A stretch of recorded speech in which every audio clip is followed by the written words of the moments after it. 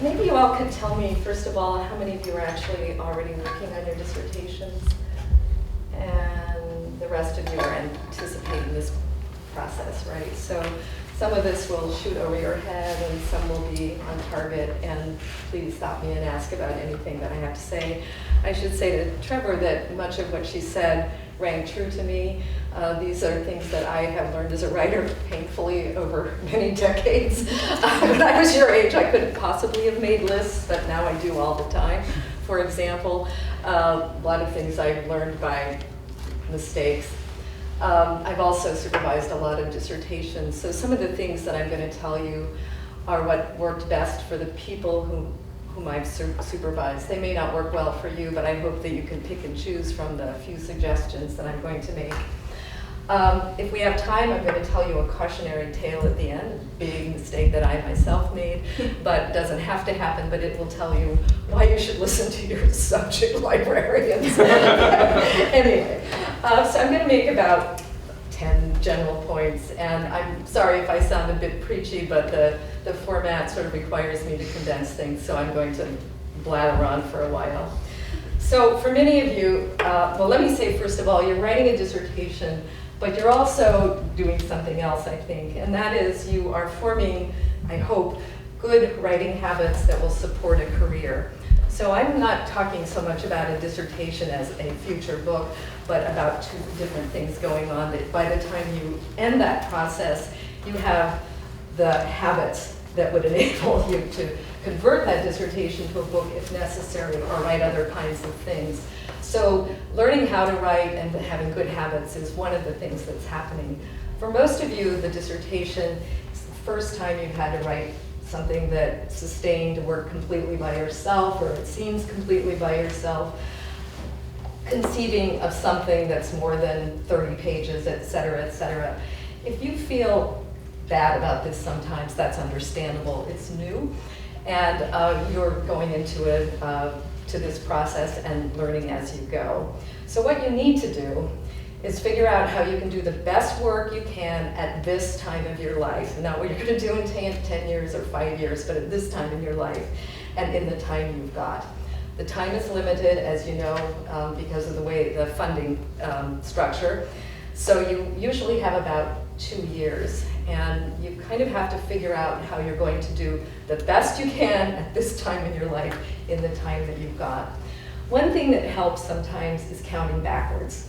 So if you know when you want to defend, start counting backwards and figuring out what kinds of goals you have to make that big goal. I use that to this day. It's the only way it works, because counting forwards tends to make people make set unrealistic expectations for themselves. So count backwards. And you may find that April graduation you were insisting on that you would make is really not possible if you start counting backwards. The time it takes for people to read your dissertation, for you to revise, et cetera, et cetera.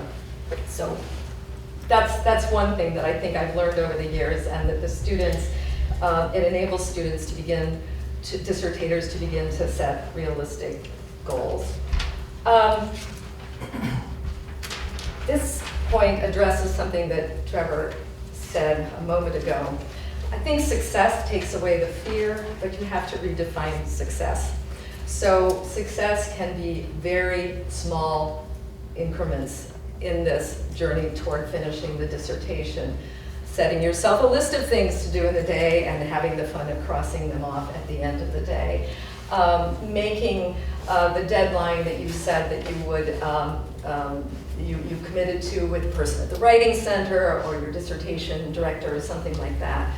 So redefine success, and then allow yourself to be happy about making those deadlines, whatever you have defined as success. Because as you see that you can do this, then it takes away the fear of the blank screen, the blinking cursor, the blank page, or whatever. This has happened to me over the years, that I used to be afraid to sit down and write, but I have sort of my routines. And I've learned that if I do X, that will bring a certain amount of success as I define it. If you have a dissertation fellowship, and some of you who have started writing may be on the dissertation fellowship, Consider that this is one of the few times in life when you will have sufficient time to work on your research and writing, and the opportunity to get regular feedback from experts before you leave the campus. I had a dissertation fellowship, and frankly, I wasted that year. And I'm not proud of that, but I did do that. And it was most unfortunate because you hardly ever have this chance again. So think about that and how best to make this really count. And what's really also important is that you're on campus. This is a relatively safe zone compared to the big bad world out there. And it is a chance to learn how to get feedback, to revise, and to get into such habits that you're not devastated when your articles turn down, which inevitably happens, or when someone says something mean to you, which is totally unfounded in a book review, it happens. Get used to it. And this is a chance to, again, you're working in a relatively safe space and you have time. Allow yourself to realize that this can be a joyful process. I don't know if Trevor feels this way, but it is a chance to work on something you really, really care about. Find some partial answers, at least to those things you really care about, and to figure out how writing can become a form of knowing. So someone asked a moment ago, do you have all your sources lined up before you start? Never, because I usually don't know what they're going to be entirely. Of course, I do as much as I can, but as I write, I know. And that's been important to me too, to accept that and to know that you can't sit down and write an introduction and then immediately type out everything that your introduction said that you were going to do. So, how long? It does take about 2 years. It's usually not a straight line. It requires rethinking, and it's just messy at times. I really advise people not to start in the beginning necessarily, so the introduction is the last thing I would write first, right? You may have to do it because of the way you work, but think of it as only preliminary, because again, as you work, you will know things and your ideas about what you're doing are likely to change. So I'm embarrassed to say this, but I was so messed up when I started writing. The first thing I wrote was a plot summary that was going into the appendix. Well, since I had written not even word one before that, there were actually words on the page. So anywhere where you can start and kind of get yourself unstuck and moving forward can be helpful. Most of the students who've worked with me have started kind of in the middle and worked out from there. So the other thing that I really, really want to stress, and this is very much tied to what Trevor said a moment ago, don't do binge writing. But try to think in terms of building momentum and doing things in smaller pieces. I'm afraid the American education system does kind of reward binging, so one is used to grinding out 10 awful pages the night before and getting rewarded for that because the professors don't know what to do because this is what they're getting. So I think there was an idea in there. Often, and this is true for me. I'll write 10 pages and maybe I can only say 2 of them, and that's fine. But it's not fine if the next day you're not writing again, because the only way you can do this is to keep at it. Trevor mentioned that you should give yourself a day off. I'm not sure you should, but in any case, you have to keep at it. And sometimes what you define as writing is fixing a footnote, but keep going back to it every single day, and don't reward yourself for the binging, because it's not good for your health and it's not good for your writing. So again, you're building these habits and you're trying to build momentum, which has to do with touching base with the project every day and keeping at it.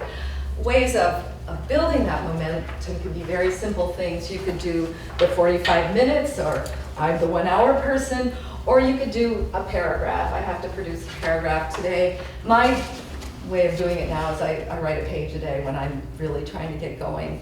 But don't start with a page if you're not going to be able to write the page. Start with a paragraph.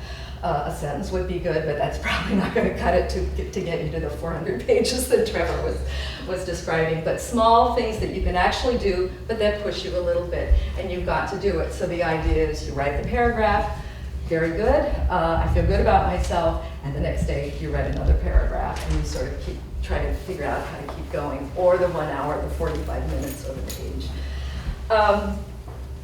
Organization. I cannot stress this enough.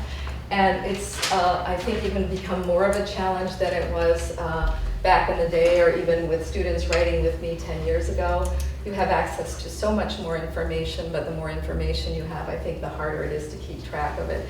So listen to what the librarians can tell you over the course of this workshop, to the people at the Writing Center, and figure something out, and take stock every now and again to see if your stuff is getting out of control, and consider refashioning that.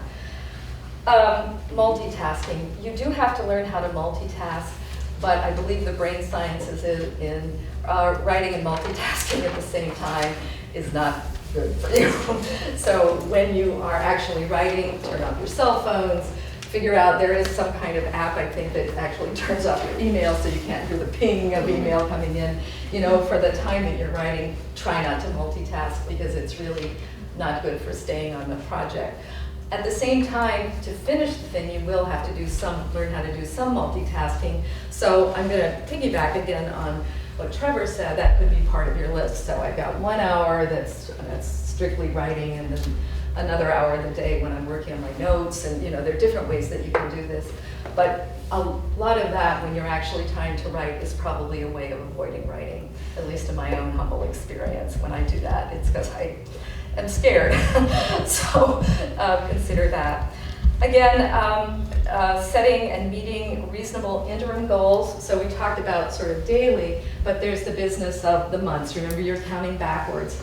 So whenever a student comes into me and says, well, the summer's coming up and I'm going to write 3 chapters this summer, I'm thinking, okay, maybe, but usually that doesn't happen. That's a little too much, and again, you need to count out the summer and think about what's actually possible.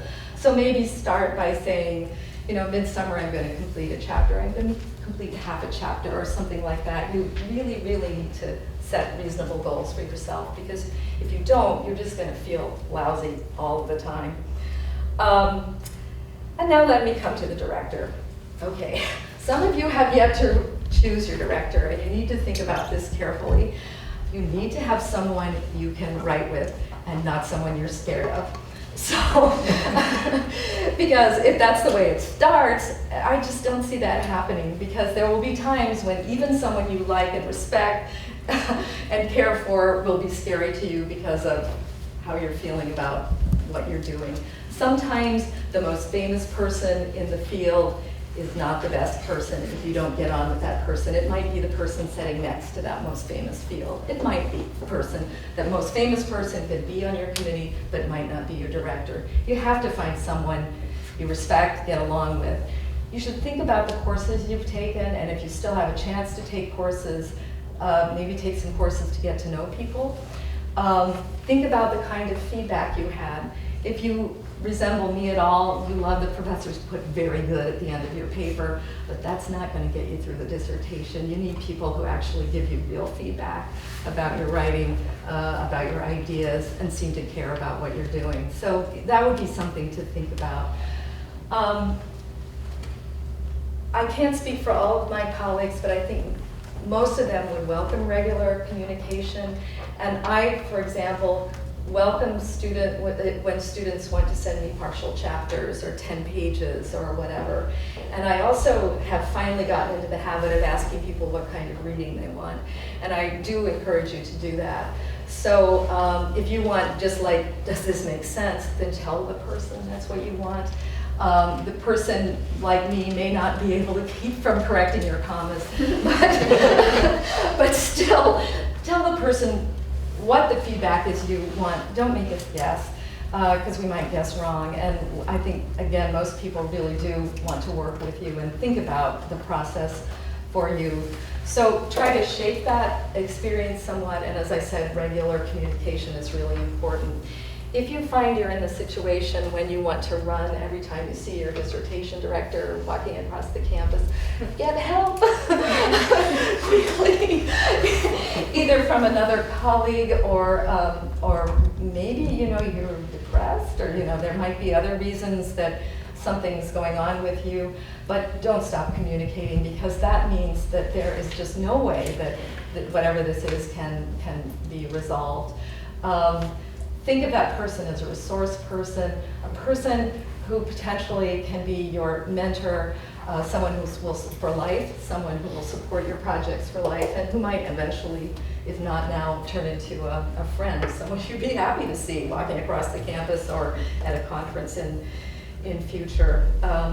So good and regular communication is important.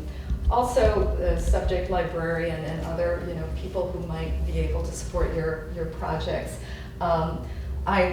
Brian happens to be the subject librarian for both comparative literature and German, and I know many times that you have gone out and found books for people that seem to be completely elusive. You've done that many times for me as well.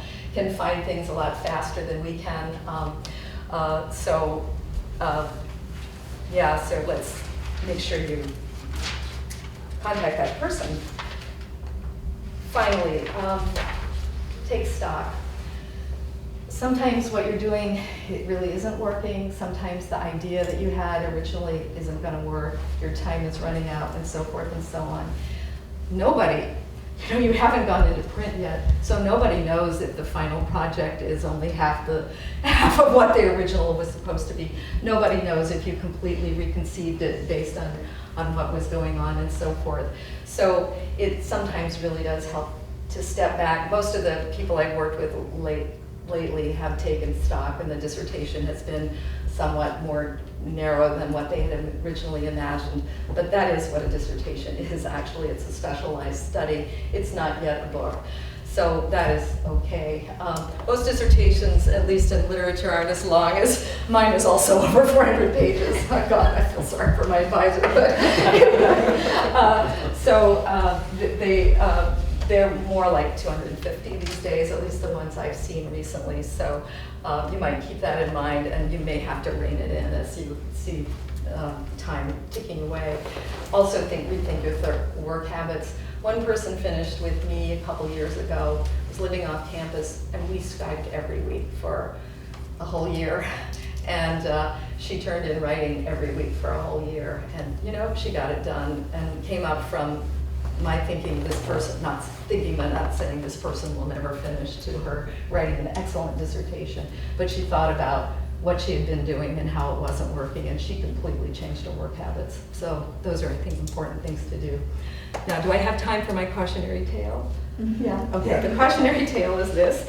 This happened recently, so again, I'm not proud of it. So I muster all my stuff ahead of time. I have a very full life. I don't have time to do things. I was buying books like crazy, and I got them and threw them on the shelf, et cetera, et cetera. Buying, stacked them up. And then I came to a point when I realized I was missing one book, So I got on the website and looked for it all across the world, and finally found there had been one copy somewhere. And so I thought, okay, what is that? If there's one, there must be two, but no. And then I could see that someone had bought it like back in January, and I was just thinking, oh, is this person? And I was looking and looking and looking, and of course you can guess how this comes out. This person was me. So there it was in the mounting pile of stuff. I am so glad I got the copy, but I wasn't real proud of my organization, so I wish I had a little checklist and seen, and had stopped wasting all that time chasing that elusive person through cyberspace with the one book I wanted. So thank you very much. If you have questions, I'd be happy to answer them.